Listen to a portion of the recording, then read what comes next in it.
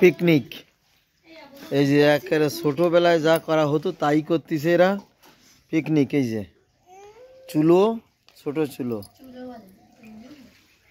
এরা সবাই পিকনিক করে যে খাওয়া দাওয়া করতেছে, আর কেউ ডাকতেওছে না। বিরিয়ানি রান্না করেছে, বিরিয়ানি, পালং শাকের বিরিয়ানি। পিকনিক কি কি রান্না করিছো পিকনিকি? হ্যাঁ, কি কি রান্না করিছো বলো? আলু আর সিমের তরকারি আর আলু ভাজি। ওখানে বসো, ওখানে বসো, ওখানে বসো, ওখানে বসো, ওখানে বসো। আজকে বিরিয়ানি রান্না করেছিল, তাই আমাকে খেতে দিয়েছে।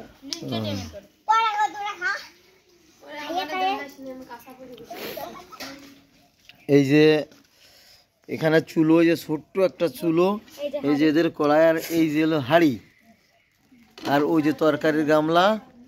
তো একবারে মনে হয় ওরা ভাগযোগ করে নিয়েছে, তা আমার পর্যন্ত আর আসলো না।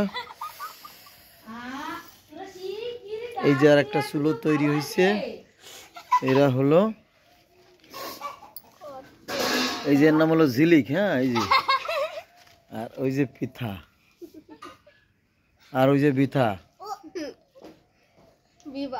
হ্যাঁ, এই দেখো, এই দেখো ভাত খাওয়া রাখিয়ে পিকনিক থুয়ে দোলনায় উঠিছে। ওরা লজ্জা পাচ্ছে বললি, বললি লজ্জা পাচ্ছে। রান্না কেমন হয়েছে? রান্না কেমন? নাইস।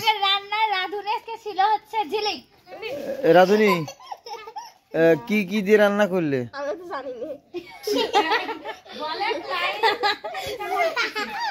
কি কি রান্না করলে বলো, কি কি দিয়ে?